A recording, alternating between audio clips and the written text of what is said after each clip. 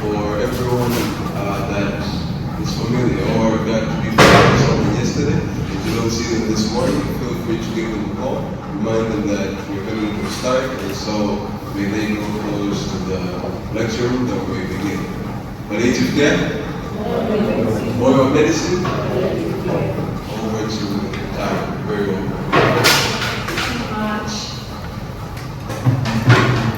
Today's objectives are to discuss how exactly are we going to pursue a randomized controlled trial and also Quasi-Experimental test was just designed. But if you are now at the end of this session well versed with randomized controlled trial the methodology, then I guess Quasi-Experimental is take home. So my focus for today will be randomized controlled trial today, okay? Then going to, whenever you are writing a manuscript or a protocol, first protocol and a manuscript, you need to focus on a certain guidelines, and that would have how randomizing, like you have to write about the method of randomization, allocation, concealment, all of that. So there is a guideline for that. Now, I think to me the most important part is you need to have a very strong robust research protocol which has a terrific strong methodology and outcome, like what are you going to do, like how are you going to do the outcome assessment. So once you are steady with the reporting guidelines and RCT analysis activity, you are good to go, okay? And then I will make you design your own trials, and I'm speaking to many of the entities here, and all of you have different fields of interest. Again, ma'am was talking about the maternal anxiety and the milk expression levels. You can do a RCT on that, or someone would want to do on pain, somebody would want to do on radiotherapy-induced fatigue. So I will make you all design your own trials in your field of interest. Okay, but then we have to first figure out the basics, how we plan it. Okay. Yesterday I have covered this, but I just want to focus on a little bit on before starting the end of the pyramid. So the pyramid shows as you go to the tip of the pyramid, it shows the evidence level, bias level reduces, and the strength of the evidence increases as you go to the top of the pyramid. So at the bottom level is the rat studies, mice studies, lab studies, and then case series, case report. I said it's like just one patient or 3 patients, so it would have a lot of bias and it would be a low evidence. Case control cohort and then randomized control trial. For now, I would ask you to forget about meta-analysis and systematic that you do when you have randomized control trials from so many countries. You have some 100 randomized control trials from Africa. Then you analyze on that data. Okay, so for now, just forget about it. Now, this is the rough timeline of how you would proceed. So, the first orange dot, design an RCT proposal. That's what we'll be doing today. And then you need to form a team of people which will have social workers, physicians, doctors, musicians, and a terrific biostatistician. And I just saw on Google Maps the Department of Biostatistics is very close to University of Salaam library. So you also have access to them, and I'm sure there are many other biostatisticians available in this hospital and many other parts of Tanzania. You can collaborate with them because they are the ones who will tell you the exact sample size that's required to conduct the study in your specific field of interest. Should we have 50 cases or 50 patients and 50 controls or 120 cases? These are not random numbers. This comes from very robust mathematical calculations. So yes. And then once you have a robust proposal, you make perhaps take 1 month to design that roughly. And then you go to your hospital's institutional human ethics committee. Every hospital hospital, academic center would have an institutional ethics committee, get approval, you discuss this is what you're going to do, this is not going to harm, or these are the potential challenges, so you have to explain them and get the approval. And then I think Tanzania, each country will have their own clinical trial registry. You have to register showing your ethics committee approval that you received just from the hospital. Then you need, these are not in specific order, but then you need to, when you start the study, right before you start the study, you need to get informed written consent from your patients after explaining everything that you are going to do. See, this is what we are going to do. We are not sure whether you will be going into the control group, intervention group, we don't know.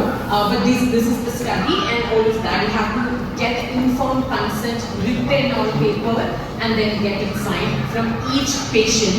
Even if they are not going to get intervention, if they are going to control groups also, you need to get written informed consent. Then you do the randomization, then allocation concealment, then there will be the baseline measurement, meaning I'm just going as simple as I can. Baseline measurement is, for instance, man was saying she would like to do the milk expression, the oxytocin levels before and after using the intervention in mothers. So in that case, our baseline measurement will be the amount, the volume of milk expression. If somebody is trying to test anxiety, then we have standardized questionnaires. That would be a questionnaire with maybe 24 questions, 21 questions that assess anxiety. So specific questions like, you don't have to prepare that questionnaire, it's already developed by universities. You just have to take answers from the patients and all that. So pain has a questionnaire. Pain can be objectively measured also, but that has its own challenges. But it can be done. Anxiety, stress, all of the outcomes. What are you going to estimate? Like before giving music, before giving intervention, and after intervention. So this is very important. This is one of the most important things that you have to focus before even writing the proposal. What are you going to assess? Am I going to estimate fatigue before and after music, milk expression, anxiety, pain, depression levels, all of that. And then once you figure out that, and how am I going to assess that? So again, like once you have a proposal, we can have a more detailed discussion on that. There are so many already available standardized questionnaires out there. We can discuss on that, but roughly, yes. So you need the baseline measurement, and then after that intervention, you can see an example of a beautiful study which I'll show right now. So they did 6 weeks of musical intervention. So yesterday I told you it's not just one 5-minute music or 30-minute music. No, it is going to go on for like 6 weeks. This is an example, 6 weeks, and each session is weekly once, and each session is of an hour duration, 1 hour, and it's not 1 hour full of music. There will be conversations, there will be history taking, and all that. And then once you do the intervention, again, whatever you measured in the baseline, you measure it after the intervention. Some might not be measuring pain, some might be measuring like baseline, autonomic nervous, I would say heart rate or respiratory rate or all of that. Okay. So I want you to see this video. You might ask like, why is she showing some videos? Because these videos are some great animations, so it might help you register that more easily. This video covers Randomised Controlled Trials, or RCTs, which are one option to consider when planning an impact evaluation. Before deciding to use RCTs, you will need to consider the building blocks of evaluation, research design, data collection and analysis and synthesis. RCTs measure the impact of an intervention on a particular outcome by conducting a carefully controlled experiment to compare at least 2 groups, one which has received the intervention and one which hasn't, known as the control group. For example, UNICEF recently funded a trial of early child development intervention in Pakistan. The trial aimed to evaluate the effectiveness of early childhood interventions to strengthen and improve the health outcomes of young children. Hundreds of children were randomly selected at birth from a number of rural catchment areas to be part of the RCT experiment for a period of 24 months. The selected children were then randomly assigned to either the intervention groups or the control group. The process of random assignment to create these groups is a key feature of an RCT. Without it, it wouldn't be an RCT. In a simple RCT, a single intervention group is compared with a control group. The results of the evaluation are determined by comparing the progress of the intervention group against the control group. More complicated RCTs can have more than one intervention group. In the Pakistan example, there were 3 intervention groups, each receiving a different set of treatments. The first intervention group received nutrition counseling, responsive feeding device, and nutrition supplements from 6 to 24 months of age. The second intervention group received stimulation and care for development advice, including coached practice, integrated in routine monthly home visits and group meetings. And the third intervention group received a combination of both the early childhood development and the enhanced nutrition interventions. They were all compared to each other, and also the control group, which had no new intervention. This design, in which a third intervention group receives both interventions, whilst the other 2 only receive one, is called a factorial design. The inclusion of this third group allows us to study the individual effect of all the interventions, as well as their interaction with others. A factorial design can have a number of groups and variables, and is not limited to the combination shown in our example. In this RCT, the children were sampled as individuals, but sometimes participants are randomly sampled as groups, for example, by school or village.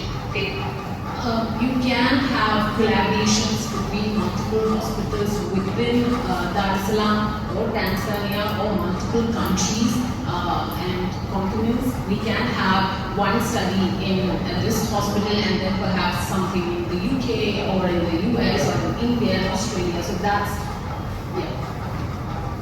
And all parallel, we can all do this parallel. Okay? This is not a cluster RCT. Back to our example from Pakistan. The children's development was monitored against several different measures at different points until the children were 24 months of age. This study found that at 12 months of age, all 3 intervention groups had significantly greater cognitive, language, motor and social emotional scores as compared with the control group. This is relatively a long study. 24 months. This continued to be the case at 24 months of age.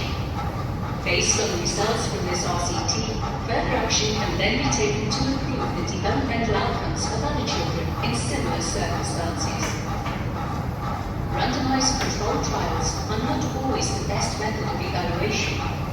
There are times when RCTs are more appropriate, and others when they would not be as effective or may not be possible. For an RCT to be appropriate, there must be a large enough sample size to work with. A small sample size increases the risk of coming to the wrong conclusion.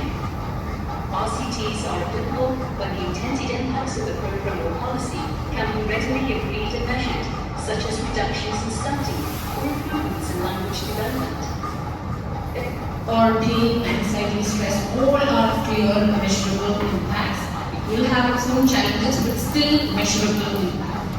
They are not suitable when the intended impacts are varied, emergent, and hard to measure, such as the difficulty of measuring all types of violence against children in the country. An RCT needs to be carefully planned from before the beginning of an intervention. RCTs cannot be undertaken retrospectively.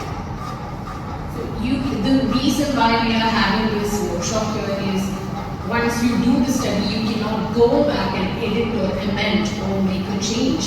So the focus is on the proposal, the protocol. Right now, we have to have a very strong methodology. You have to be very aware what we are measuring, what are the objectives, what is the inclusion criteria, what is the exclusion criteria, because you cannot go back and amend the methodology. If the methodology falters, then it will be futile. The entire investment will be futile. As data need to be gathered from the beginning of the program or policy until impacts can be observed, RCTs are usually not suitable when quick answers are needed. Yes, as I said, it will take some time. We have to be patient, but I assure you, if we are patient and we develop strong methodology and we develop a great study, that is definitely publishable in good journals that are peer-reviewed and good impact. Another situation where RCTs are not suitable is when the number of units of analysis is too low. For example, capacity building in a single organization or advocacy campaigns at the national policy level. Again, I have seen so many RCTs that are really good. It's good music. They had all of that in place, but they didn't 10 patients, 5 patients. So, and at the end of the day, eventually it will not get published or not in a good journal. So, this is very, very important. Sample size calculation. That is when the role of biomedical statistician. The low number of units won't allow random assignment and tests of statistical difference. Other evaluation methods will have to be considered. Random assignment makes it likely that the groups will be equivalent, but it cannot guarantee it. Simple assignment can sometimes result in groups with an unbalanced spread of characteristics, such as gender, ethnicity, or age. There are things we can do to help ensure the treatment and control groups are similar, such as using stratified sampling, where you purposefully separate out a sample into strata based on a characteristic of interest, for example, different age groups. You can then randomly assign each stratum at a time, using a coarse equal group size to make sure that the groups are equally distributed. So if you are doing this in the setting of oncology, and if you have so many different age groups, you can divide that into different stages. For example, pediatrics will go into one, geriatrics age group will go into one, or people between like early adulthood, like 20 to 40 in one, and like that.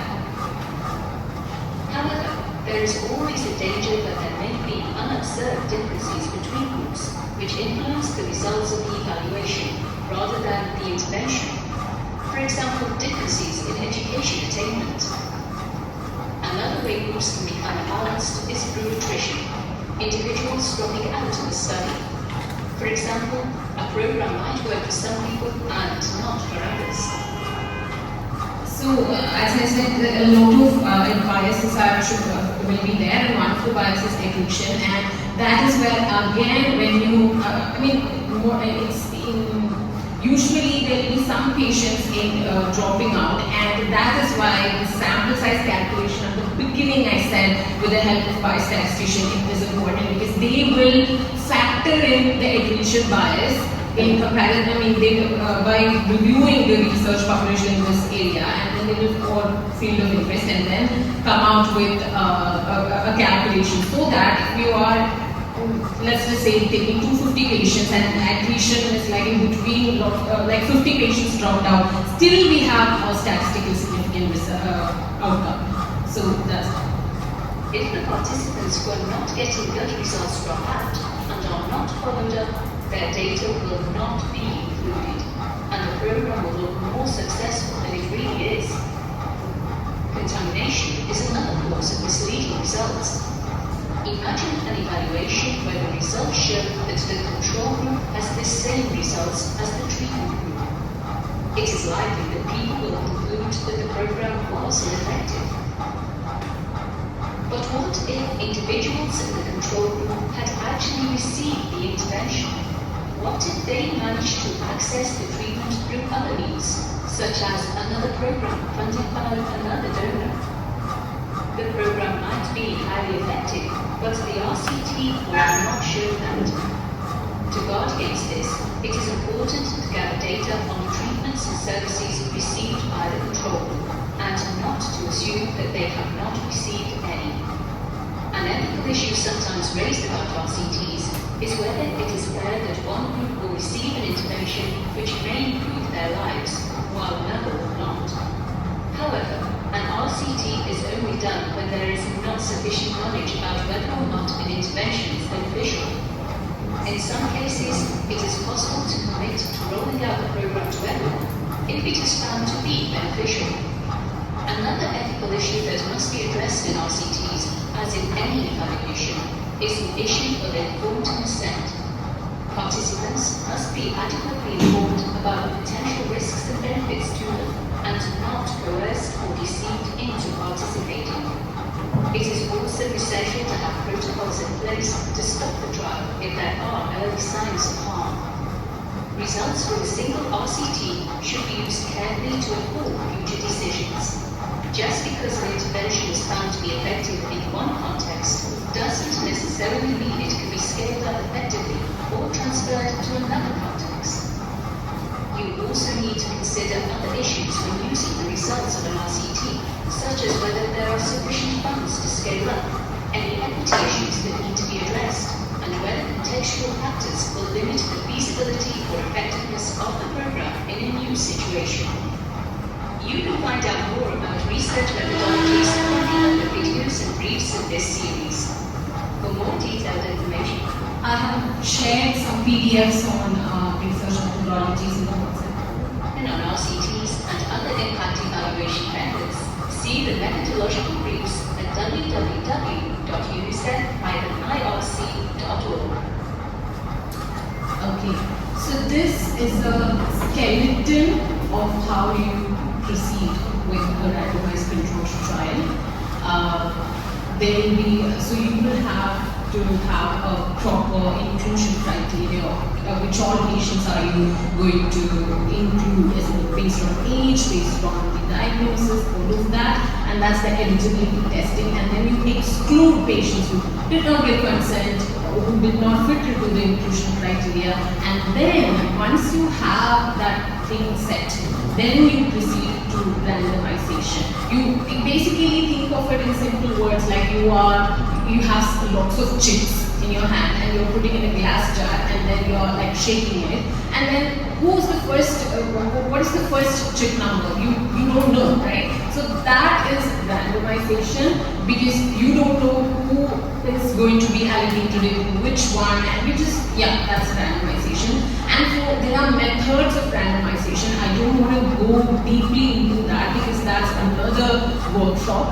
But there are some techniques like simple randomization, block randomization, stratify, some of them you're familiar from the video, outcome adaptive randomization, all of that. Now, then coming to, once you have randomized, okay, all the, let's just say 100 patients, 100 participants you have randomized. So maybe on December 15th you are starting your study. The first allocation you are taking from the glass jar, okay, not glass jars, but this is for simplicity. First chip is 26. So first patient that's getting enrolled in the RCT is not patient number 1, it's 26. Okay? So I'm just trying to simplify as much as I can. Now the next one is the one who is giving this these numbers or allocating, that person shouldn't know this 26, number 26 is going to receive music or some other intervention or control. So that is called as allocation concealment. So the person entering patients should not know in advance which treatment the next person will get. So that's concealed allocation. One acceptable method is opaque sealed method. You have this sealed envelopes and inside which there will be chips. You know, as I told you with the glass jars, that chip is not given handy like that. There will be this envelopes and the patient opens it and sees the number and then they will be like, okay, belonging to treatment XYZ. Okay. We can check. I know this all sounds confusing right now, but I will simplify this on another workshop when you have like, you know, we have a group of people like who are interested in like right now conducting a study. We can have more and more detailed workshops on this. So I think we could maybe worth asking some questions. Questions? Yeah. Do you have any questions right now?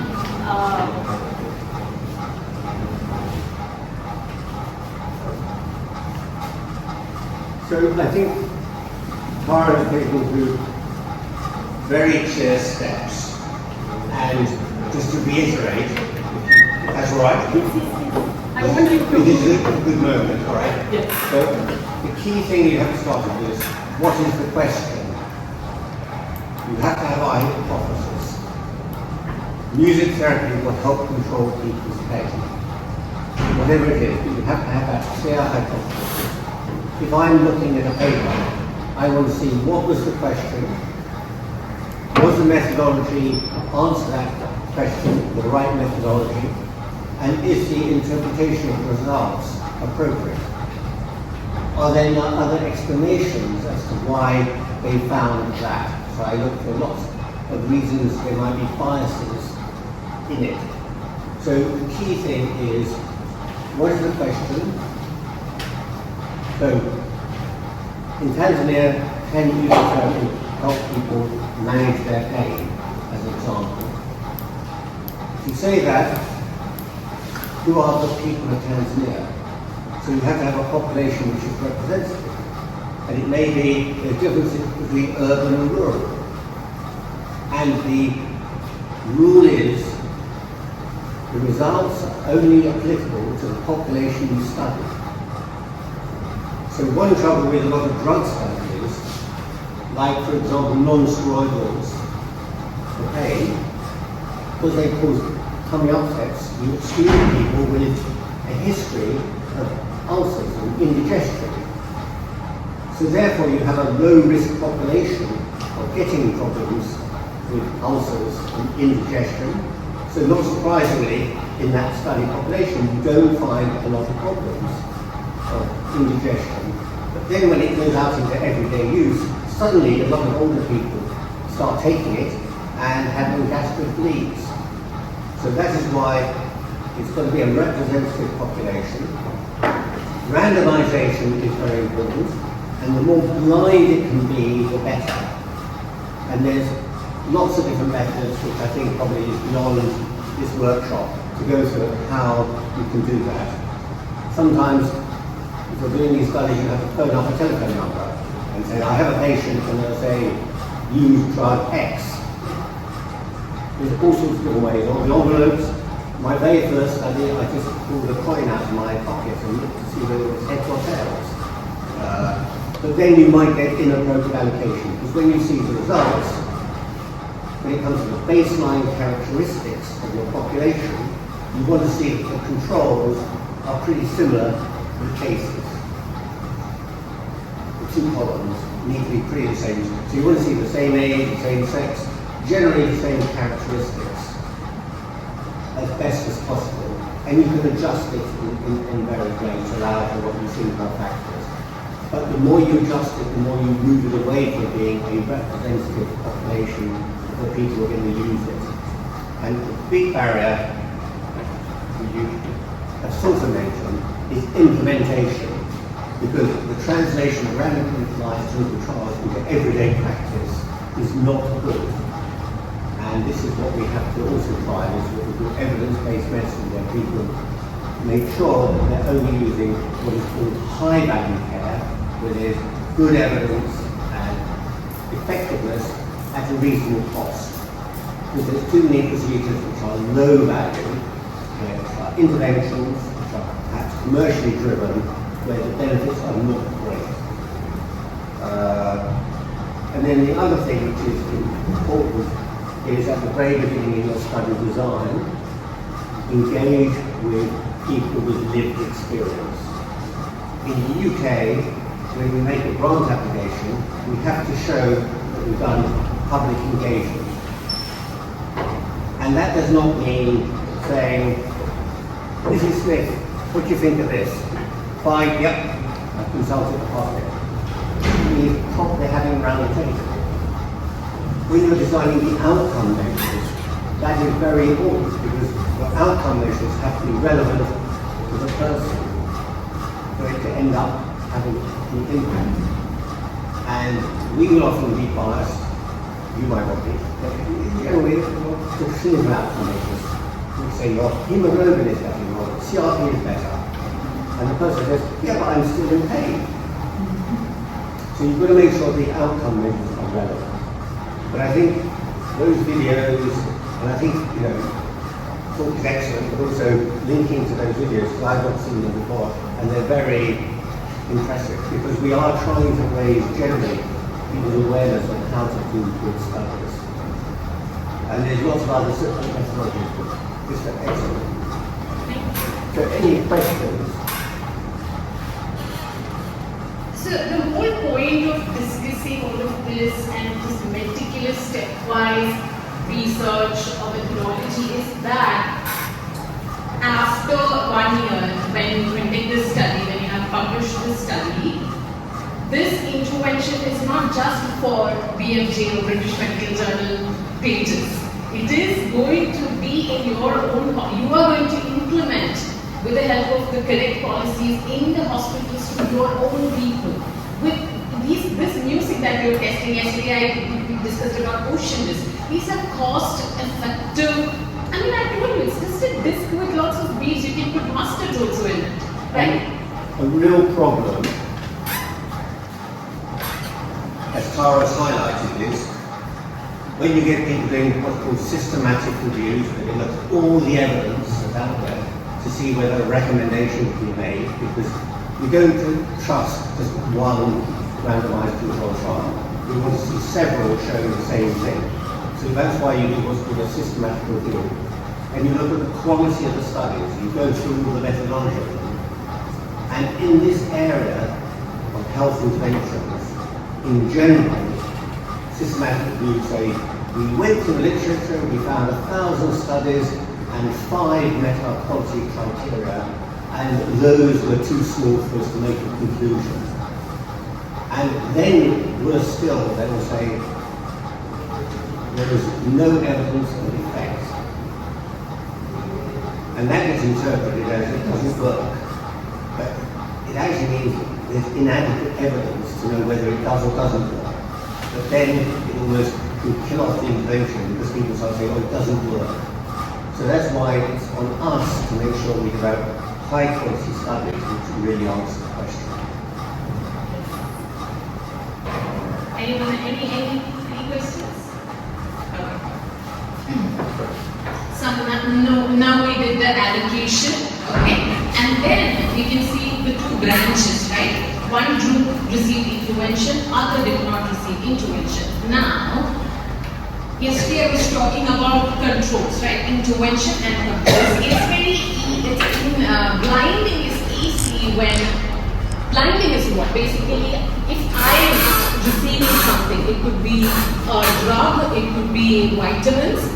If you give me white pills, I'll never know if you're giving me a placebo vitamin tablet or the actual drug. It's difficult for me to just look at 2 white pills and say, what am I receiving? Am I in the control group or am I in the intervention group? Or if I'm receiving an IV drug and that's very transparent, I wouldn't be able to tell if both groups are receiving this and one is receiving whatever, plain placebo and I'm receiving drug. Both are transparent tubes. I'll never know. But the trick with music, acupuncture, aromatherapy and many of the integrative oncology or integrative medicine approaches is that you will know what I'm listening to African Tanzanian music or Zanzibar music, or if I'm listening to Chinese classical music, I will instantly know what I'm listening to. So it is definitely difficult and that introduces lots of bias, because if I know I am receiving that music and in my mind subconsciously, my stress should automatically reduce. That kind of bias is inevitable in these kind of interventions. But one recommendation from the guidelines is that to use 2 different genres of music. It's not going to negate that risk, but still, perhaps I would say, for example, one group is receiving Tanzanian music and the other person is receiving Indian music. Or one group is receiving within Tanzanian music, the provider suggested music, and the other group is receiving their own favorite Tanzanian music, like patient versus researcher selected music. So these are all methods. We can all go into much, depths when you are actually starting a study. As I said, told Dr. Manasseh as well, I'm happy to do one-on-one Zoom calls, preparing methodologies. But for now, yes, this is how you can maybe a little bit bypass through that. Now, inevitably there will be patients who would be lost to follow up. Patients will come for 2-3 sessions and then not show up. So for all of that, that's why you have to circle back to the sample size calculation. You take ample number of, you consider like 300 patients and then 10% attrition bias, you factor in that, and then you should still have the sample size so that at the end you have a statistically significant result. And the analysis part leave it to the statisticians. Again, I'm happy to discuss all of this, but we will do the workshops because those are very, very detailed. Okay, blinding again, I'll just briefly. Knowledge of the treatment received may influence its apparent effect. Blinding/masking keeps the assignments unknown after allocation. Helps to minimize performance bias, which is unequal provision of care apart from the treatment under evaluation. So, I'm listening music, so I might, I would say, so I should actually have a lowering of anxiety, reduction in pain. And my answers, again, like in music, like when you are analyzing outcomes such as pain and anxiety and stress, another challenge is that these are all answers coming from the patient. That is again an unavoidable risk, or not risk, like a negative factor. But to avoid that, maybe you can test their cortisol levels and all of that. But there are many options of that. But yes, performance bias could be there. Detection biased outcome assessment. Blinding is not always possible, as I said in our case. This is something that I found very interesting. These are still evolving. These are 2 separate musical preference questionnaires. You ask them, or it's like an interview, what do they like, what do they not like, is there a specific focus, or what do you like to listen? And one challenge with all these questionnaires are, the right now developed questionnaires are, they are all predominantly perhaps a little Western oriented. We don't have a specific Tanzanian music preference questionnaire or Indian questionnaire. So I developed one for classical Indian music. So that could be one consideration. We could find something more tailored for music preference for African or Tanzanian musical cultures. We can definitely do that. But this is basically to tailor the intervention to each patient. This is a very, very important guideline. Whenever you are reporting a music-based intervention, there are reporting guidelines. And Robb et al. Published this in 2025 June or July, just like a few months ago. And this was published in Nature, BMJ, PLOS, in all the journals, because this is a very important reporting guideline. I'll just run through this, and then we'll start, I want you to develop your own designs, okay? So, maybe what I can do is, I can show you a beautiful RCT developed by one of my mentors. Let me just keep this aside. Okay, brief name, okay? So what is it here? Provide the name or phrase that describes the intervention, right? In the title. What is it? Read the title. Can anyone volunteer to read? Anyone? I just want you to read out this. Can anyone volunteer? Will you volunteer? Yeah. Do you have another mic? Do you have an extra mic?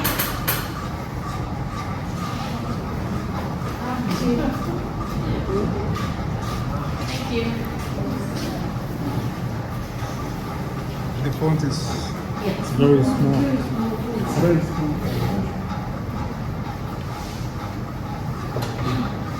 Read the title.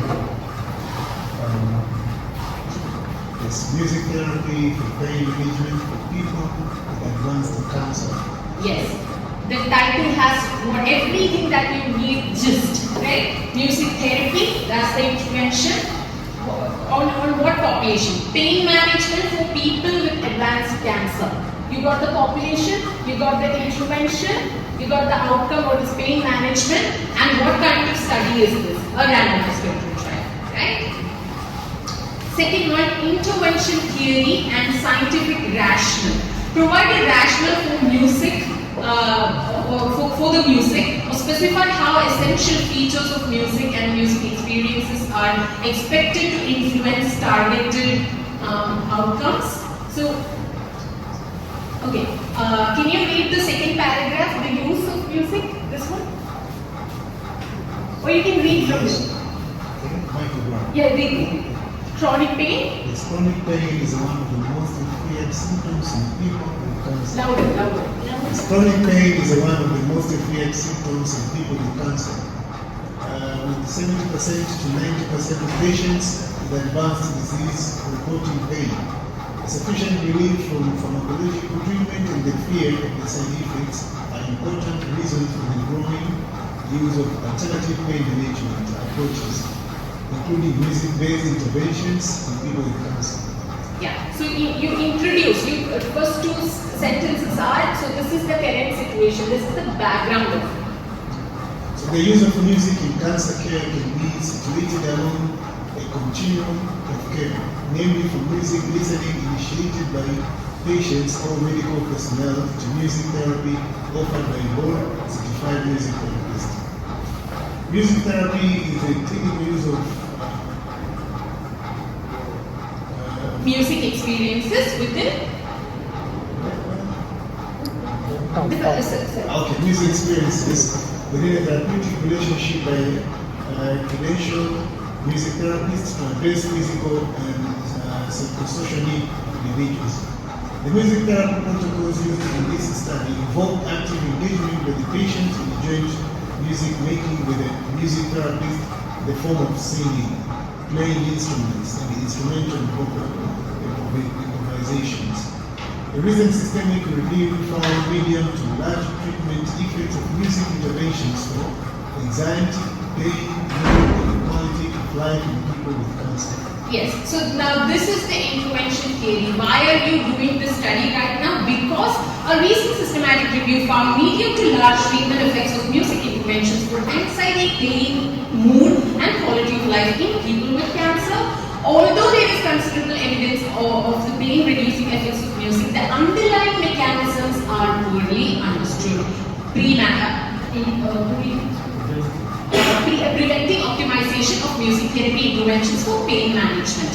The purpose of this mechanistic study was to examine and emphasize mediators of music therapy for chronic pain management in people with advanced cancer. So in that one sentence you said the rationale. Why are we doing this study? So I want you to develop your own reason. So if man is writing about the milk expression, she will be writing about the same thing. You have to research a little bit about the background, whether similar studies are conducted in the past. If they have conducted, then you can say, oh, in the UK they did a study and then they found that oxytocin release was higher in people who received music, but such a study hasn't been done in Tanzania music. So that is why we need to do this study. This is the first study from Tanzania, right? Okay. Next one, intervention content. For which, so that's like a series of, this is very important. We analyzed all the Indian RCTs, randomized controlled trials, and we do a meta-analysis, and in all the manuscripts it's written as we give music, classical Indian music, and that's it. No, but if you are, imagine it's a chemotherapy drug you are testing instead of music.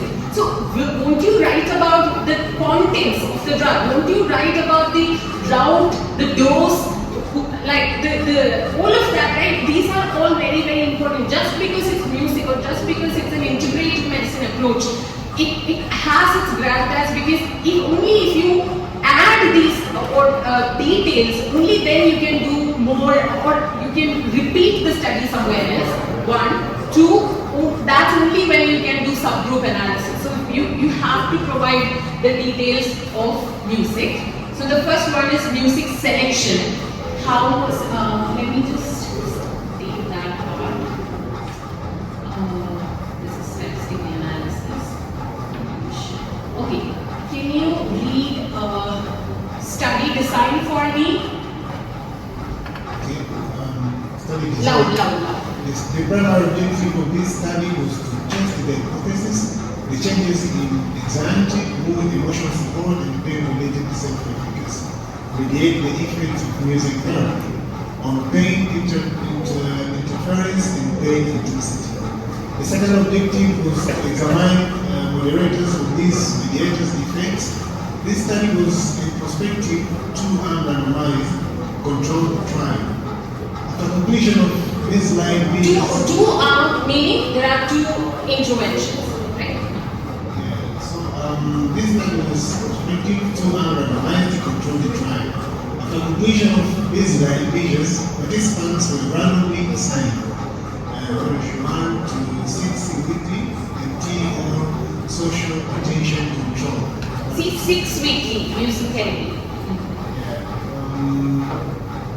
Randomization was stratified. Randomization was certified by the study site in the cancer stage using. See that is the stratification. They stratified using study site, maybe multiple hospitals, and the stage of cancer using permuted block random assignment. We used to central randomization to ensure allocation, consignment, measures of mediators and pain outcome were repeated after session 4 and 6. Because of participant health status, we allowed 12 weeks from baseline to complete the 6-session protocols. Masking of participants and therapists is often not visible in music therapy trials. Due to the use of sample report measures, outcomes assessment was not masked. However, in our communications with the participants, we referred to MT as music-based support and SAC as verbal-based support sessions. As to minimize the bias in favor of the therapy-level intervention, the statistician was masked to. Yeah, that is one masking that we can do. We can analyze the, we can blind or mask the statistician from allocation. Study sites, I think that will be a little, like I need to read. Okay, good. Music. So I told you. So what are the key details that you require? The characteristics of music, such as tempo, harmony, rhythm, pitch, tonality, form. They have all supplemental files they have provided in that. But yeah, sound intensity, volume. You might think, oh, why is volume important? It is important because there is a decibel level, and you have to mention the decibel level. These are all very important. Lyrics is important, particularly like when in Indian music or like devotional music. The lyrics is important because you need to, when you do a subgroup analysis, what is the lyrics, the meaning of the music, is that actually impacted them than the melody? Yeah, so that's why you need to have details on that. How the music relates to the participants' cultural identity and heritage. So for instance, I'm listening to Korean music and Indian music. So what, that cultural identity. When using published music, provide reference for sound recording or sheet music. Music delivery method. So you need to know how. You need to specify how, whether it was provided as a live music with a musician on the bedside, recorded or computer-generated music. Because see, all of this is important. Again, any details necessary for verification. If you're doing this kind of study in this hospital and University of Salaam, they have a different hospital. They're like, oh my God, this seems very interesting. We would love to reciprocate it. And they are saying this 1 year later, and you have forgotten all the, oh my God, what did we actually give? So these details are very important, and that needs to be reported. Okay? Yeah, all the musical instruments, names of the musical instruments, all that. Materials, again, list all the the materials necessary for the music experience. It could be headphone, it could be earphone, it could be anything.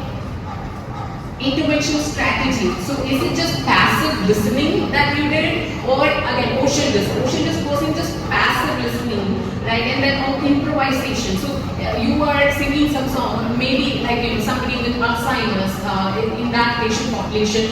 You sang a song, and then you are asking them, encouraging them to improvise on that, or like song writing, or rhythmic auditory stimulation. Yesterday we touched upon all of that.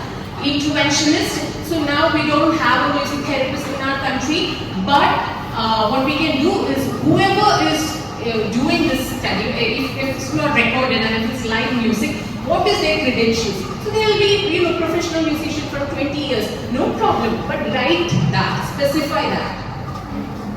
And are you giving this one-on-one, one patient per one musician? Or like you are getting one patient into an empty hall and providing music in the speaker?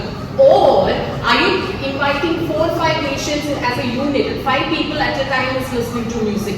Mention that. Setting, again, location, privacy level, was it like a general ward or like an isolated ward? Ambient sound, fan spinning, the sound is there, or is it like a soundproof room? These are tiny, why am I mentioning all of this? These might be very, silly, but it's not, it's very important to replicate and also to analyze is there any other factors that are contributing or, yeah. I could speak about this on and on again, but I unfortunately don't have the time. Intervention delivery schedule. Again, as I mentioned in that study, it's like weekly once 60 minutes of music. So you have to mention the duration, the frequency, the fidelity. It cannot be like one day, like on Wednesday one musician came, on Thursday a different musician came. It has to have a fidelity.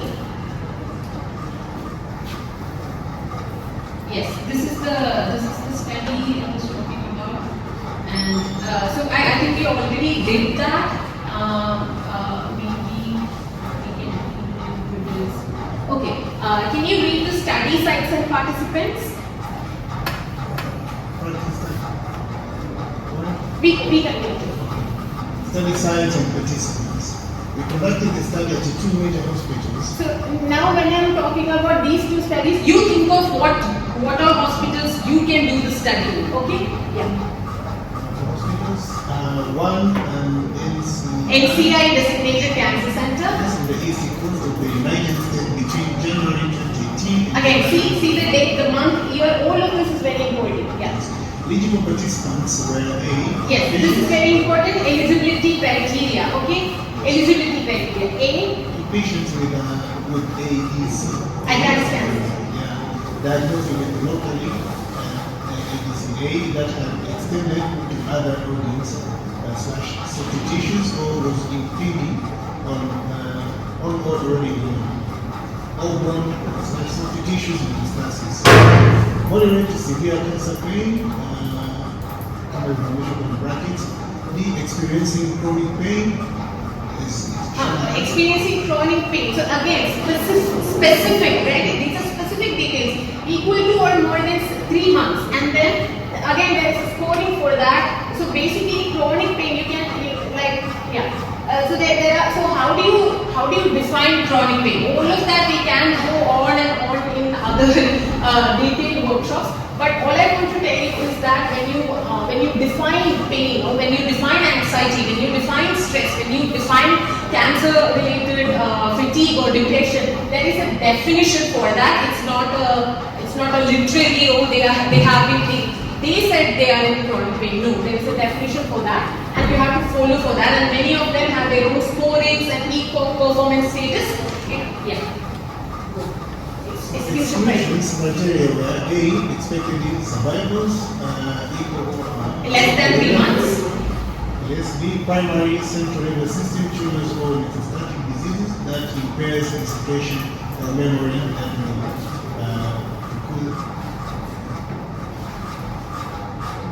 Yeah, mediator and a medium. Mediator and a medium ES for the mediators or an outcome control for intubation. The required sample size was 72. In total, achieve 80% power in mediation models. The estimated mediators ES were based on protein ES for music therapy in people with cancer or chronic pain. To allow to See, 28% accretion. So dropout rate we factored in 28%. Our target enrollment was 100 participants. Okay. Now we are going a little bit into the console. Just checking. We have that. Okay. Control. So again, you can see like just this study you can check, or maybe we can check another study. So this one.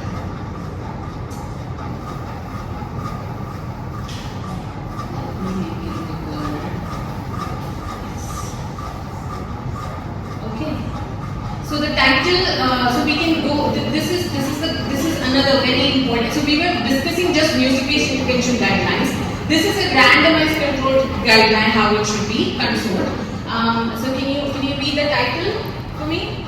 It's music to reduce pain and distress in the pediatric emergency department. Then? It's an randomized clinical Yes. trial. Yes, very important. That word should be there on the title. Abstract. Abstract is at the end of everything. When you have done with all the work, then you do the abstract. So I will be talking about it. Trial registration, I told you, the trial has to be registered in the government's trial registry, clinical trial registry. Protocol has to be also accessed in a separate registry. Again, all of this we can go in detail in some other workshop. Data sharing, like the entire data that you took, like the anxiety was this much and it reduced this much, you would have a master chart. And that data, if it's available, where it's available, where others, if somebody wants to do a secondary analysis on this, oh, you did this, but with this given thing, somebody from Harvard is emailing you, oh, maybe we can do a secondary analysis on something and something, like which you didn't notice, but they noticed. So to give them that data, you need to store that master data somewhere. And then funders, very important. Imagine maybe the government is funding you, so you have to specify the name of the funders. Conflict of interest, like if you are, anyway, I think it's self-explanatory. Background and rational, I think we have discussed that, or you can just take the study and, can you read this, the first paragraph? So just review if all these points are mentioned in these background and rational. Importance of research question. Why a new trial is like if evidence already exists, why are you wasting your time and energy and money on something? So how intervention might work, justification for comparator, evidence of benefits and harms, reference to systematic use. Can you read this quickly? Attending the emergency department can be distressing for children owing to the familiar people surrounding, technical equipment and medical care received. The most frequent performed invasive procedures are with anxious intravenous placements, and there are also the most painful and feared medical experiences with the children. Studies have shown that pain assessment and management in the emergency department setting is inadequate for children, and this can have long-term detrimental effects. Pharmacotherapy and distraction are the most commonly used approaches to pain control in the pediatric emergency department. Although there are data to support the use of topical anesthetic cream, barbiturates, spray and distraction in reducing pain associated with manufacturers and IV placement. Their use is not standardized across practitioners and settings. Distraction has received recent attention and involved engaging children in cognitive or behavioral tasks to divert attention from painful stimuli to reduce both pain and distress. Numerous distractors with varying complexity have been used either together or in isolation. Audio, video tapes, stories, imagery, and concentrated breathing are some examples. The hypothesized mechanism of anxiety that the child cannot attend to more than one significant stimulus at a time. And in keeping with the gauge control theory of pain, the structure simulates the brainstem, which leads to the inhibition of pain perceptions. Systemic review of 19 Yes, systematic review. So they are pointing out to the existing systematic review. So what is the systematic review? It reviews all the existing randomized controlled trials. So systematic review of 19 randomized clinical trials involving 1,513 children showed that music significantly reduced pain and anxiety during medical procedures. The review concluded that additional research was needed within different clinical settings for varying painful procedures. See, they stated that the objective of this randomized controlled trial was to compare music with standard care to manage pain distress among children undergoing intravenous placement in the ED. Okay, all these points are said, right? Said in the paper, correct? Importance of the question, why a new trial is needed, how intervention might work, justification of comparator. It's just controlled. Evidence or benefits, evidence of benefits. Obviously, they mentioned that. Reference to systematic reviews. All done. Objectives.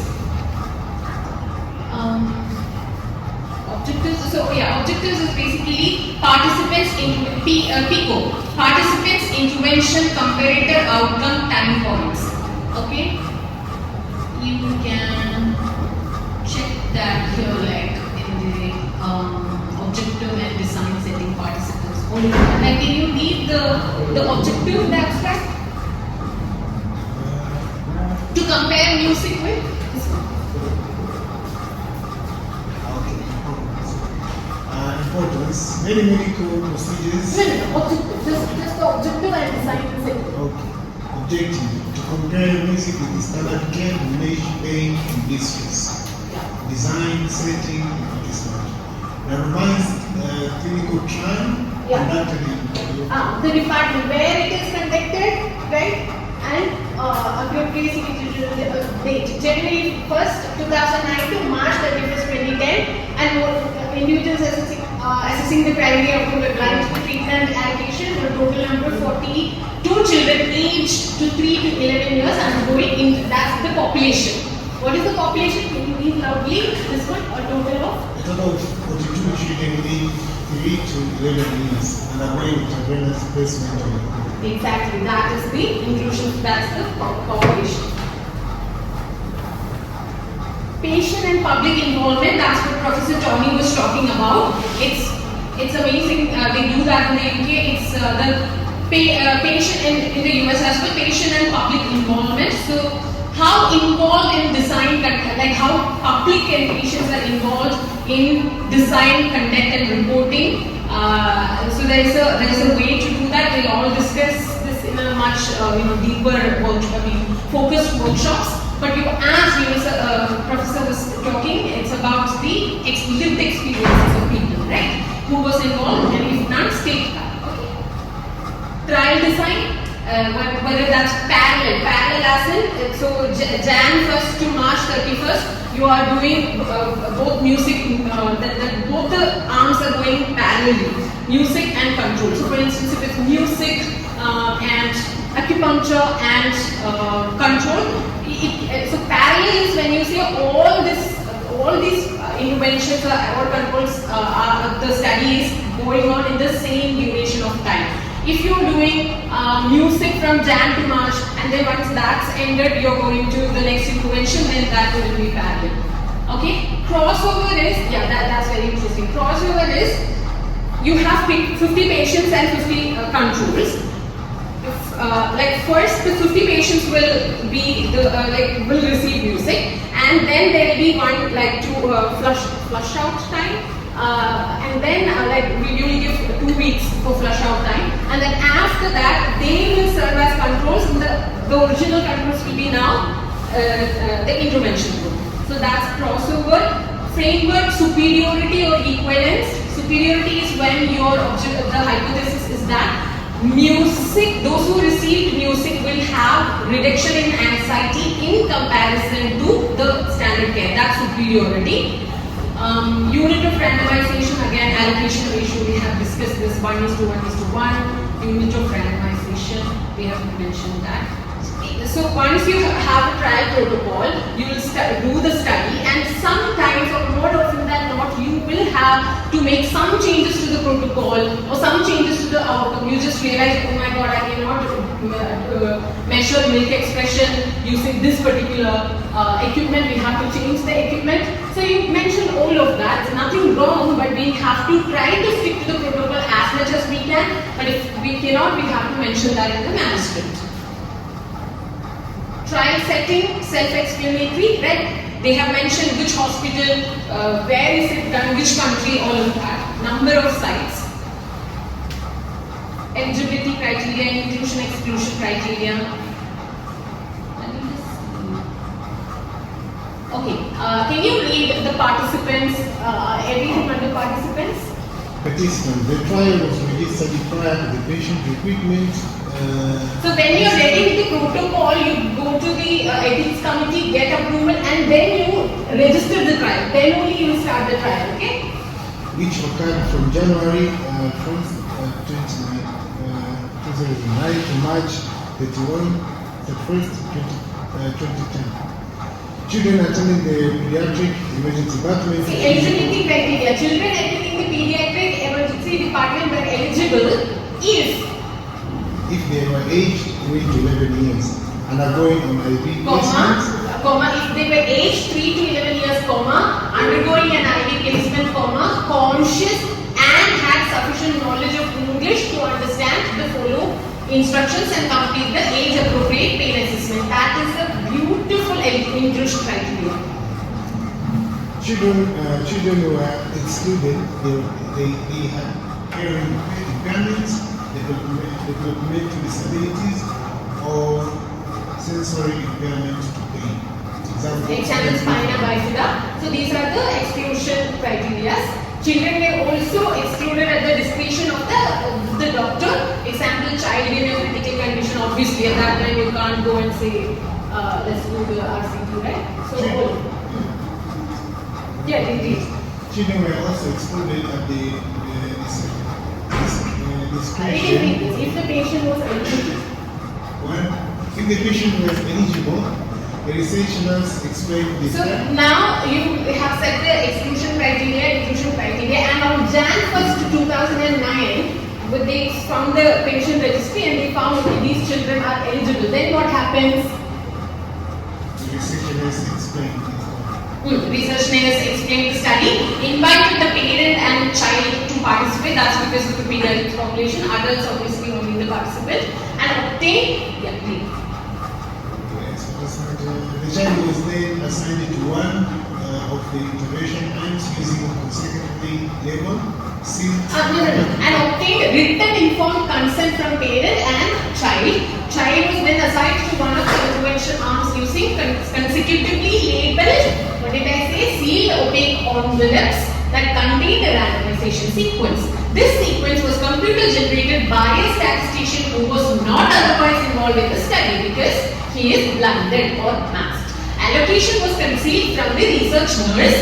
See, research nurse is the one who is explaining the study, right? So she cannot be she is masked. Allocation was conceived from the research nurse, ED staff, and child and parent until consent was obtained. Given the nature of the intervention, it was not possible to blind the children, parents, researchers, and ED staff. Data were collected using defined protocol. I think these are, you have read all of that, eligibility criteria for sites. So maybe you can say like you chose the site because of the volume of patients or the interventionist qualification. Maybe there was a cardiologist here, so you chose this hospital, something like that. Okay.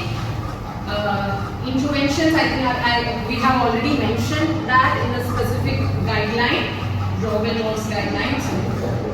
Outcome, again, primary outcome, secondary outcome. So if you are just check if the primary outcome is anxiety. So anxiety is your main thing. You are checking whether there is reduction in anxiety. Then secondary outcomes could be your heart rate. I mean the patient's heart rate, respiratory rate, and all that. So yeah, that's easy to measure to make that secondary outcome. But the primary focus is anxiety. Rational why you are doing all of this is already discussed. And who is assessing outcome? That is also important because if it's a questionnaire, the outcome assessor is the patient themselves. But if you are checking something like hemoglobin levels, that's something obviously patient can't check, but it's through the blood and whatever. So that will be like so that will be lab result, right? Hemoglobin level and all that. But if it's through a questionnaire or a subjective answer, then that's the patient. Patient themselves will be the outcome assessor in questionnaires. Harms, again if there are any harms involved, sample size, all of this leave it to the statistician. Interim analysis is when you have maybe 100 patients and you are at the enrollment of 25th patient, let's just pause and then discuss what is going on and how are things happening. Should we actually go to 100 patients to see a result, or should we, by the look of it, we have a higher attrition bias, higher dropout rate, so maybe we have to increase the sample size. So all of this is discussed at interim analysis, and you have to stop at, these are all pre-decided. Sequence generation, who generated, usually statistician, method of software, randomization method, allocation concealment, implementation, who is actually, they mentioned it so beautifully, right? Nurse did that and all of that. Research staff, ED staff, who enrolled, who assigned. Okay, can you read that part? The research nurse gathered this one?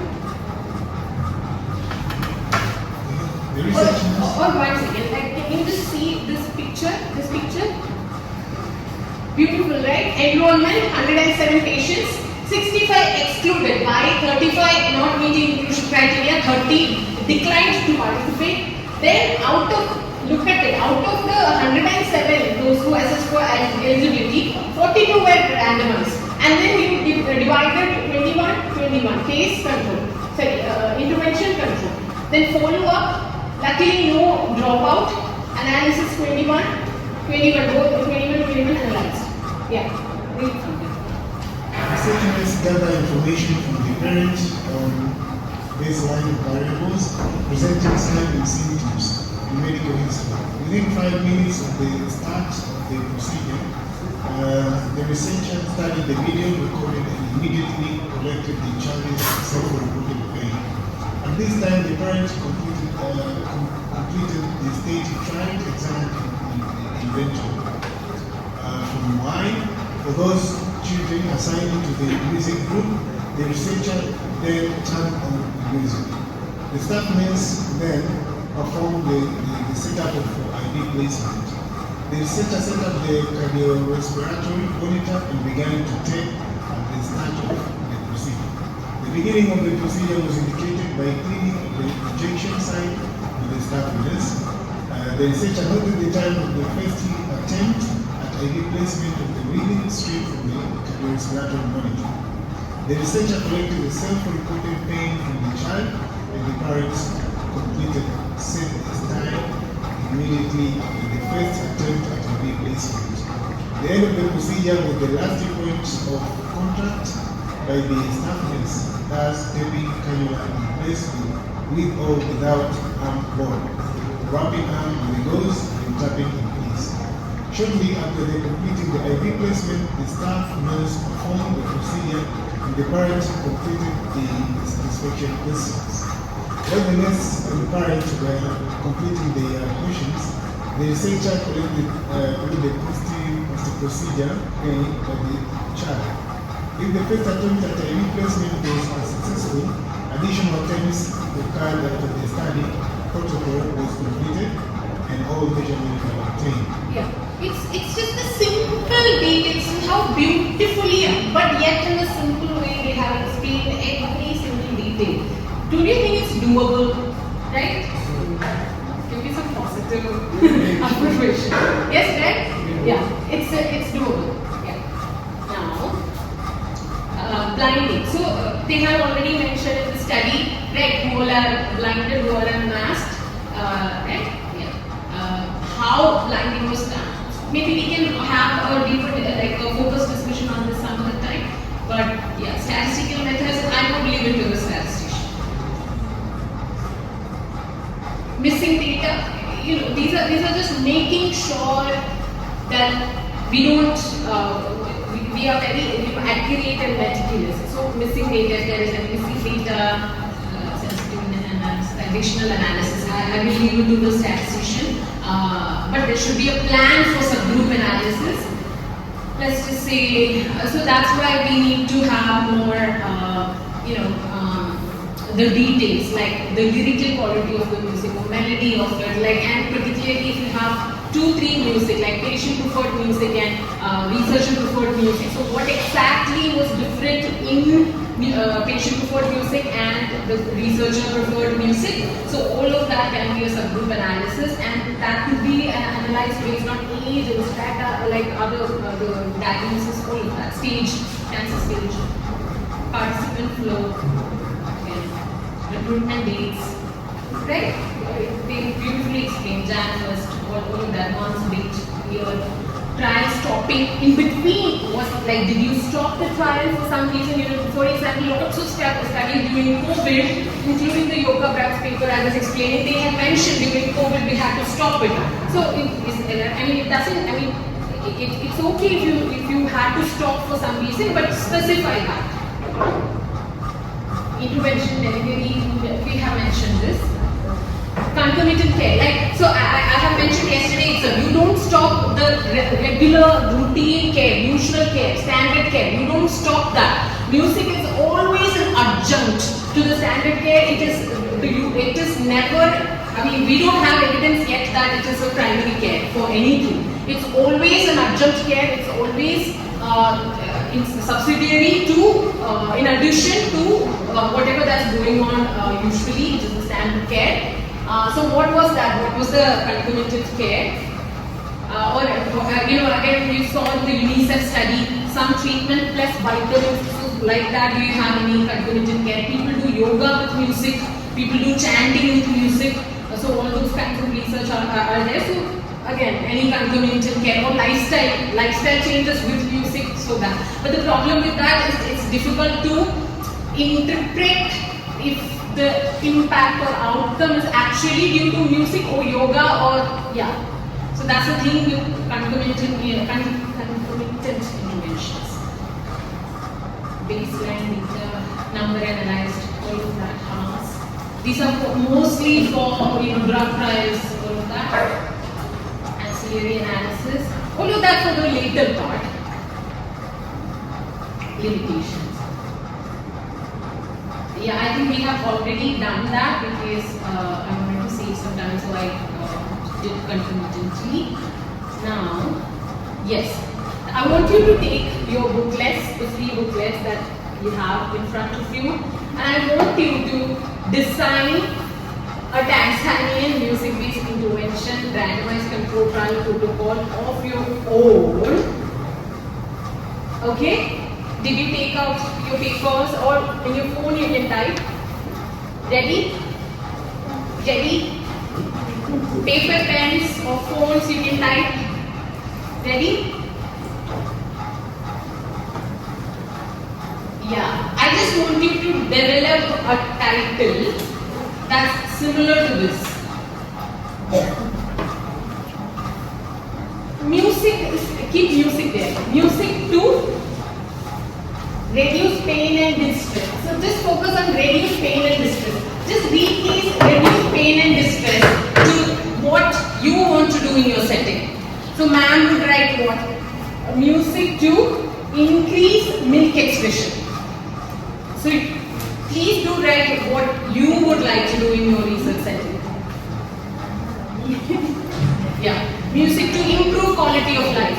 Music to reduce pain. Music to anxiety, music to reduce or improve cancer-related fatigue, music to reduce post-operative pain, pre-operative anxiety.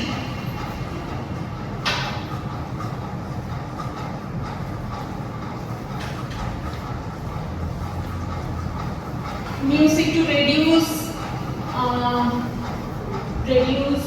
anxiety of mothers whose babies are like preterm babies, mothers of preterm babies, because they have lots of anxiety, right?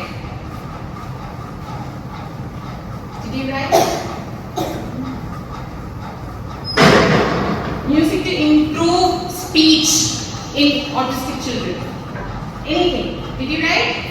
Yeah? Done? Now, second part. In third part, in the pediatric emergency department, replace that with your field or your workplace. In the pediatric emergency department, instead you can write in the pediatric ICU, medical ICU, oncology ward, geriatric ward. Okay? And add a randomized controlled trial at the end.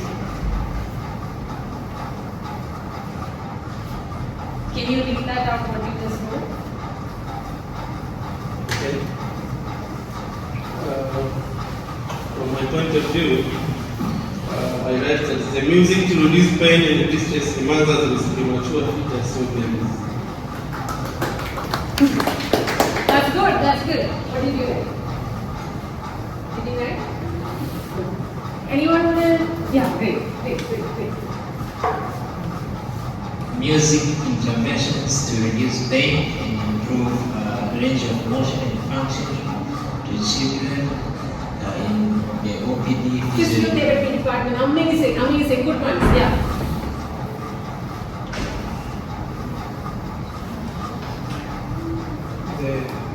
The effectiveness of music therapy among patients receiving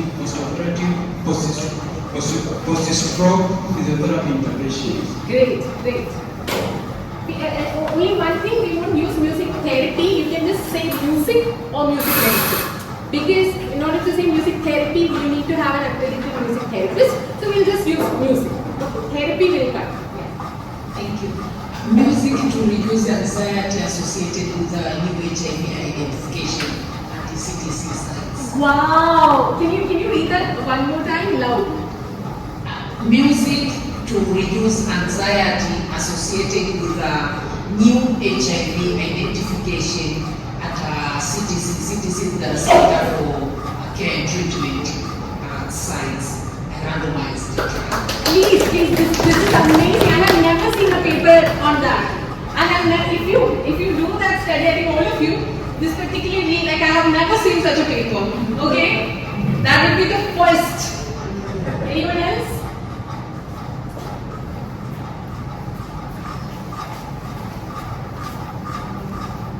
Music to reduce pain to chronic cancerous patients. Okay, great. That's good. Lots of studies has been done under that. So maybe we can have it, the Tanzanian music. Instead of just music, you can say Tanzanian music.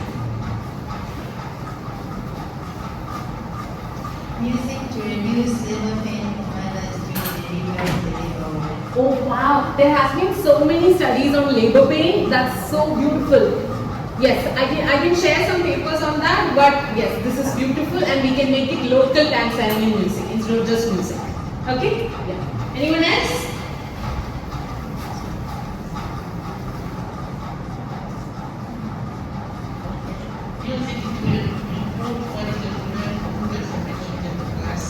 Yes. Again, these are 4 areas: music for pain and palliative care. Anyone else?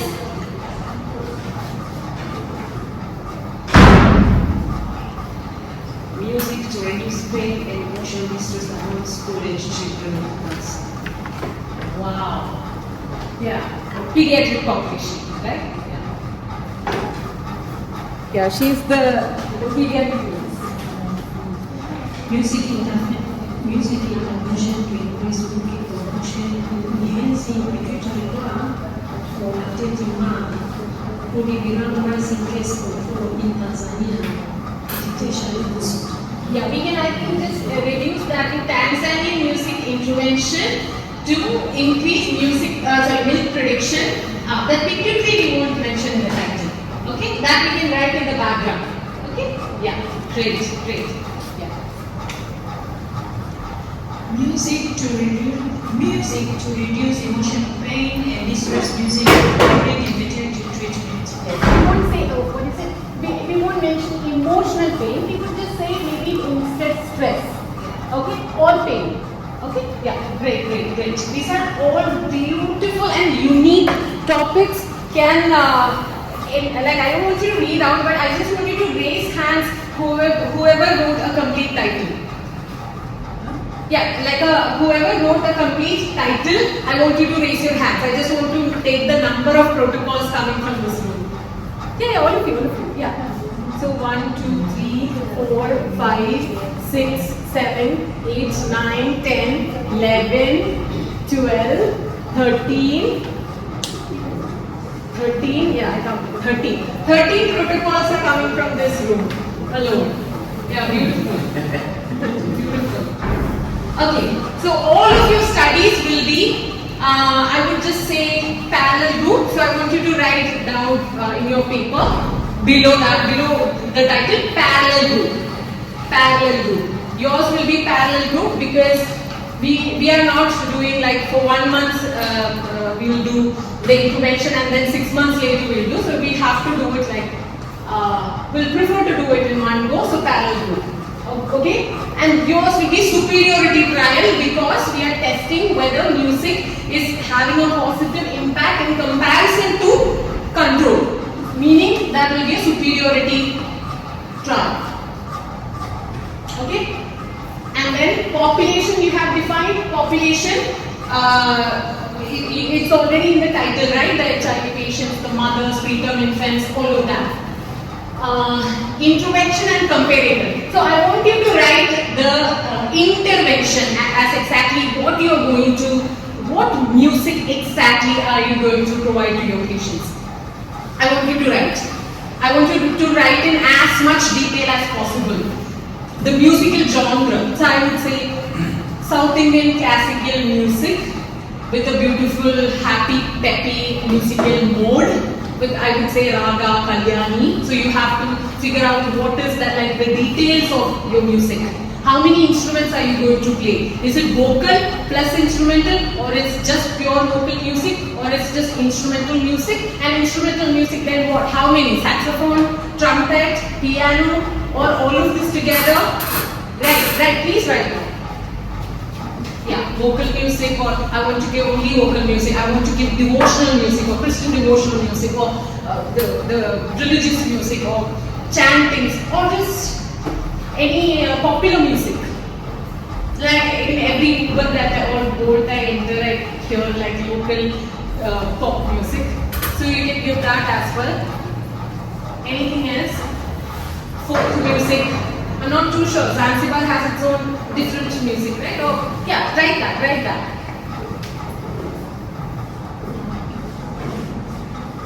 Okay?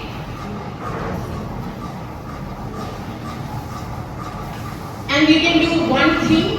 One option is to ask the patient for their preferred music, and you can give your music. So that will give you 2 intervention arms plus control groups who are not listening to music. Yeah. Comparator will be controls who are not listening to music.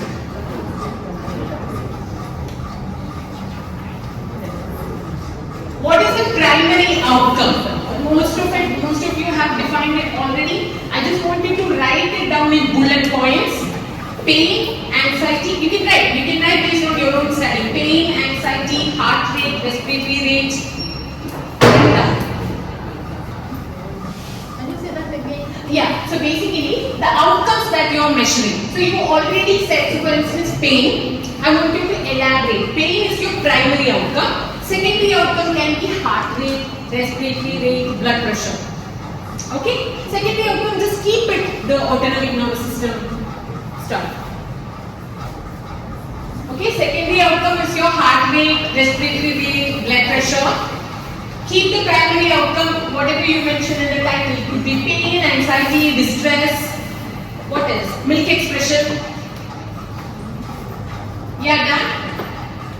Anyone wants to volunteer? Primary intervention. What's your primary intervention?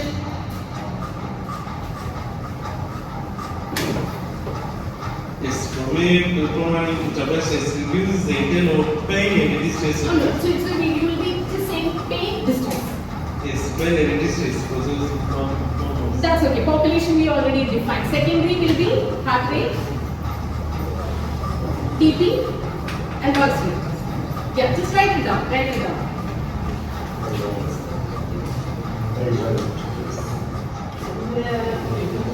Yeah, you can be. Motivation, but we have to find out the appropriate questionnaire for that.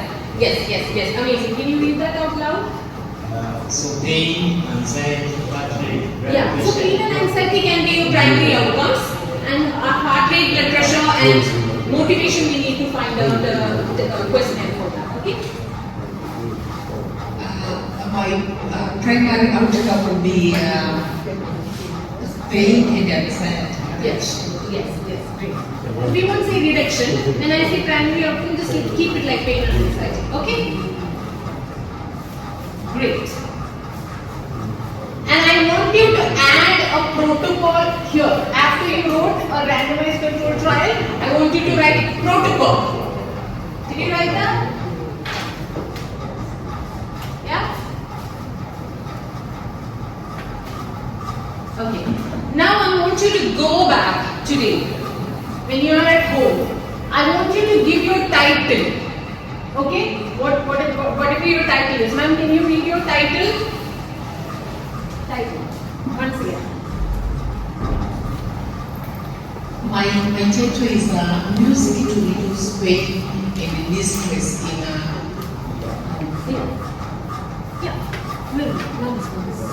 music to reduce anxiety associated with new HIV identification at the CTC sites. RCT protocol. Yes. Yeah, RCT protocol. Now I want you to go to PubMed. You know PubMed? Do you know what PubMed is? Yeah? You go to Google. PubMed. And then here, copy paste your title and read all the relevant papers or all the papers that are coming as search results. Okay? That will give you the background. Whether other parts of the world have done such a similar study. What is the situation? Do you have a systematic review? Do you have RCTs? Do you have systematic review meta-analysis on these RCTs? Have anyone written editorials on this, opinions, comments on this, perspectives on this? Read everything. That will fetch you the background. And explanation of how this intervention might work will also come from the review papers and discussions. Okay? Yes.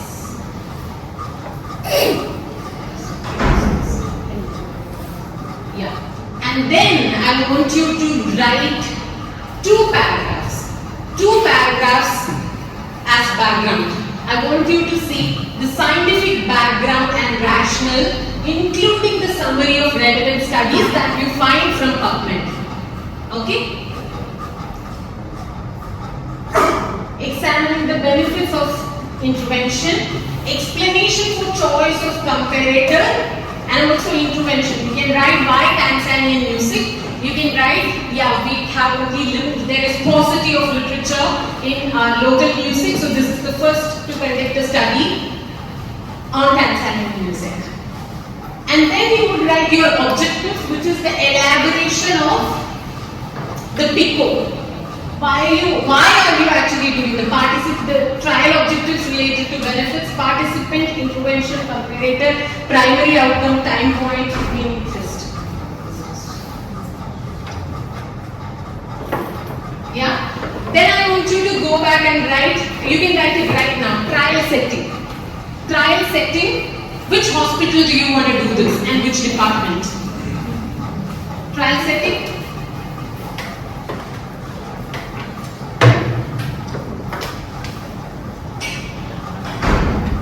Eligibility criteria, which is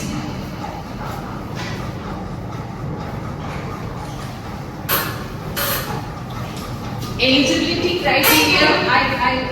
We have seen that in both the papers, right? How pediatrics department, what was that? There was age criteria, and for instance, if it's cancer, then they divided that into stages, stage 3, stage 4, all of that. Based on your population, please define a very strong eligibility criteria that is very detailed. And then, again, intervention and comparator. I will share with you the music-based intervention guideline, and I want you to write all even the tiniest detail about the music that you are going to provide, including the decibel level of the music that you are going to play. Are you going to play that in speaker or earphone? All of that. Yeah? Great.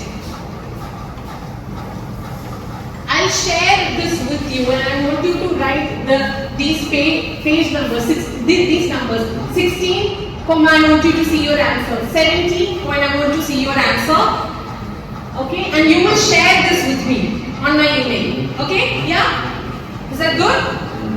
Great. Participant timeline, time schedule of enrollment. I am going to share this with you. We have discussed all of this, right? So I want you to go back. I'll give you this PDF. I want you to point by point write. It's not necessary. If you are not finding an answer to something, it's okay. We'll figure it out. I'll help you to sort it out. But whose answers you are sure of, please write it down. If any question is like a little difficult, like definition of grouping categories, I'll help you out. But leave space for that.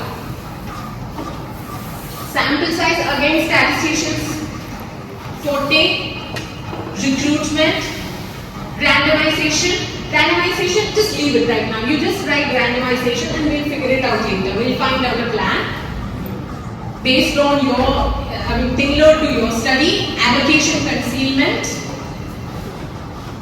implementation, blinding, all of that. See, what's very important right now for me is for you to have a PICO, which is PICO, Population Intervention Control and Outcome, which you already have. Now we can build it up from there. We can find all these data, and as I said, methodology has to be very strong, and before that PICO has to be strong, hypothesis has to be strong, and objectives and eligibility criteria. That I think most of you have a clarity right now.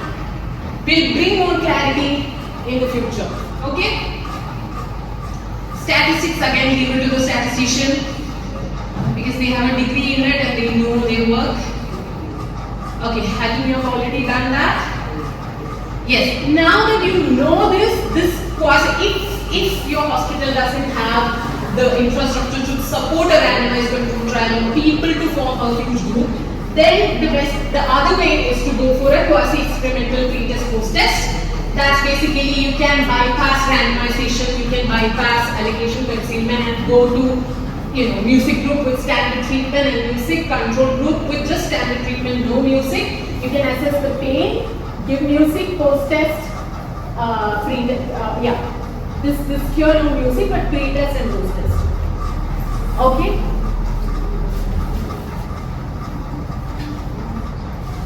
Yeah. Professor Tony, I want you to reiterate and perhaps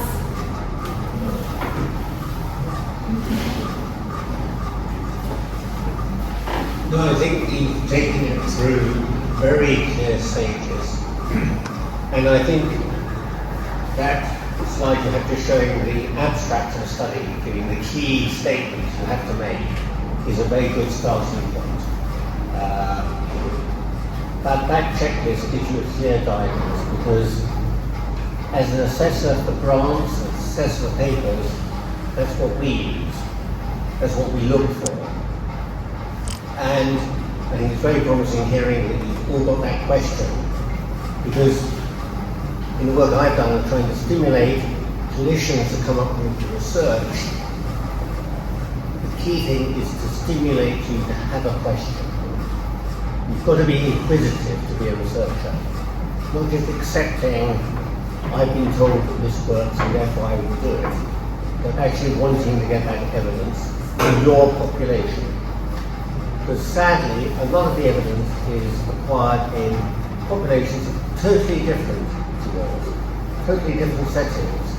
And particularly when you're looking at these sorts of interventions, which are probably more culturally relevant, those other studies are meaningless. They can give you a clue, but they don't give you the answer. So have the question. As said, you have to do literature review to find out whether that's already been asked and answered. Probably not for your population, but then that's helpful. You can say, this has been found to be effective in high income, only different cultures, whatever, but we want to know whether it's relevant to this population where having such simple non-pharmacological interventions is much more appropriate. We've got to justify why it's necessary, not only to justify doing it, because there's the ethics. It's got to be a meaningful question to be fair, to get people to do it and everything, but also to get the funding and get it published and to be used. Okay, so I think it's a very good stepwise approach.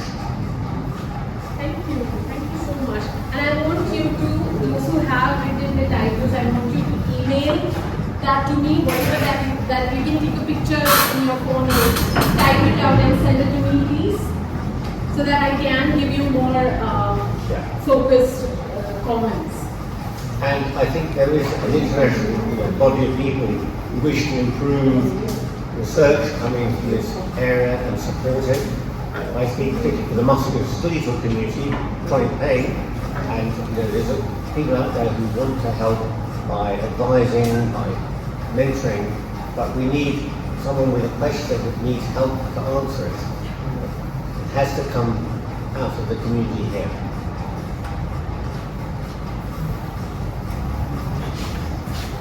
Any questions?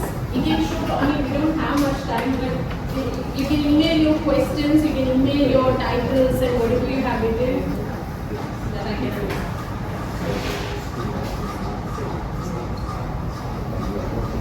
I just want to elaborate more because there's a place it says the individual intervention. Sorry? Individual intervention. We spoke about different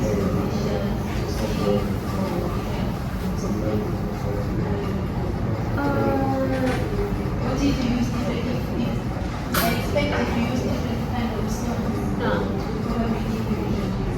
Yes. So maybe what you can do is you can first form a sample size of 300 and then divide 100 to one music, 100 to one music and one. Actually, I only mentioned one intervention or two intervention and a control group. You can have multiple. You can have, or you can have a separate RCT. You can say, oh, I published this one, so let's try on a different music. Yeah, that's it.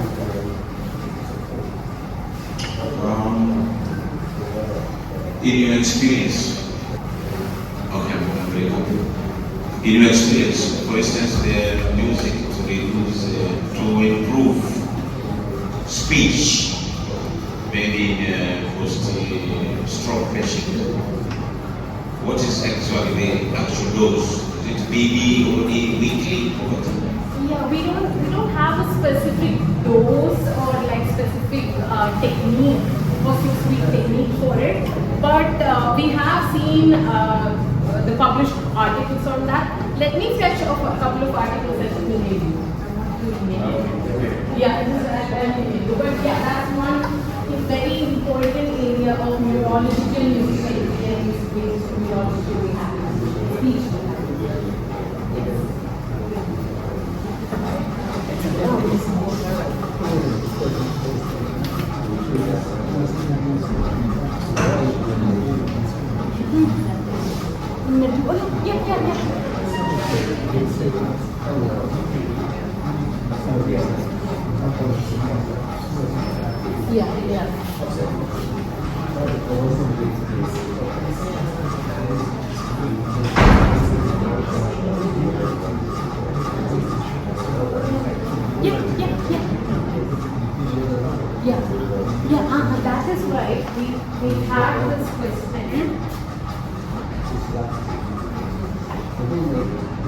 This one.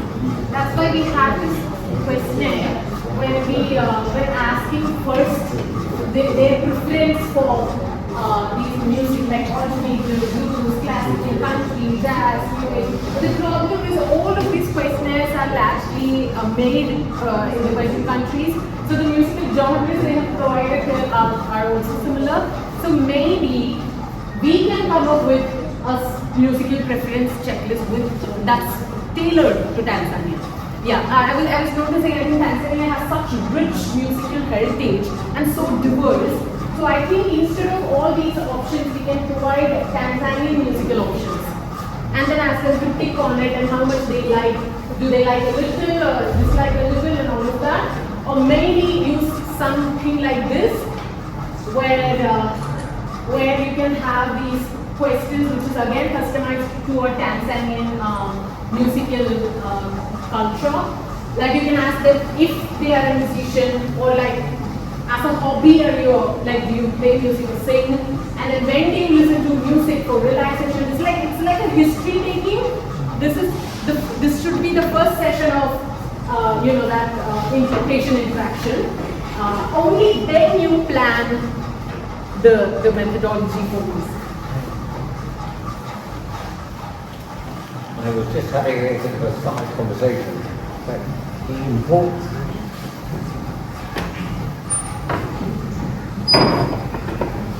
just having a bit of a side conversation. The key thing you have to remember is you want this at the end of the day to be implemented.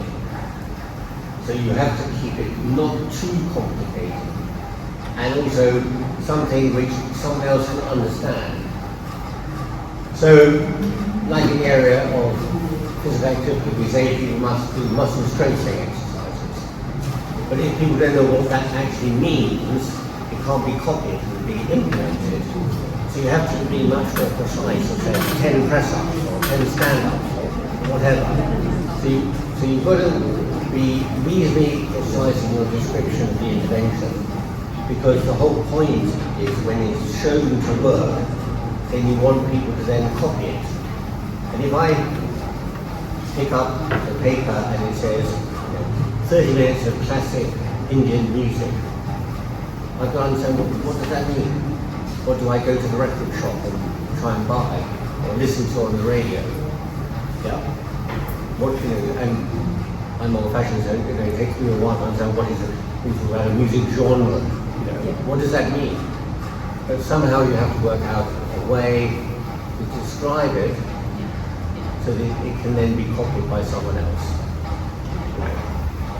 If you're playing, so basically you are playing, providing this particular music to somebody, and then imagine people at, let's just say Harvard, found this very interesting, and they found a clinical population of people who is interested in listening to a new diverse music and new music, and they are like, okay, Tanzanian music, let me try it because it has a positive evidence. So now they are asking for you to provide the music.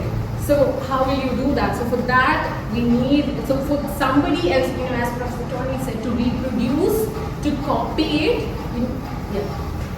you need the specifics, details. We all need to know what an apple is. So if we order an apple, we don't get a pear. Yeah. So it's getting that. It's quite simple, but it's important because particularly when you're talking about things which other people might not fully understand. What is Tanzanian music? I mean, I've been travelling on the buses here, and I hear a lot of music. Is that what you call Tanzanian music? Yeah. Basically, like so when I'm talking about Carnatic music, I know, like if I'm talking to the esoteric Carnatic music audience, if I'm saying Raga Kalyani and I'm saying Paripala and Mandila, like, oh yeah, instantly like. But if I'm saying all the details, you wouldn't understand. So then I have to provide details for the music. But you can also look at it, I would say, in a different way. Because I came up with a protocol, and I was thinking, from my point of view, managing pain, I want music which might get people to move, and I want music which might help people relax. So you could also try and classify the music in terms of the impact it has, and the reaction people have to, you probably have a better way of describing that, but you know what I mean.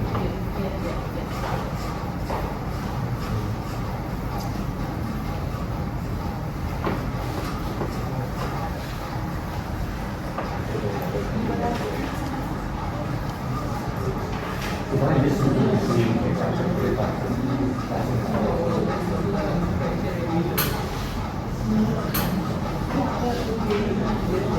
Oh, here's the question.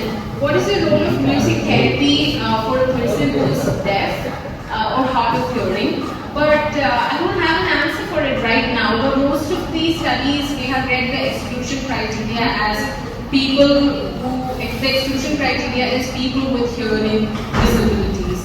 So they are excluded from the study because it's primarily like an auditory experience.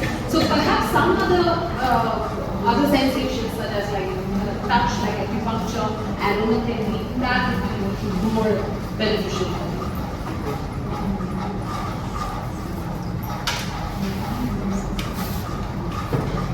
Well, that said, I have read a very interesting article on music for people who are in coma. But that was very, I guess if I'm not wrong, from the US, and I was very impressed that at coma, like, that music was kind of, like, I think it encouraged the patient to, like, you know, they'll ask, like, blink or something, like, if you like this music, blink or something like that. It was shared to me by a medical student in the University of Oklahoma, but I'll figure it out. But yeah, I was just connecting that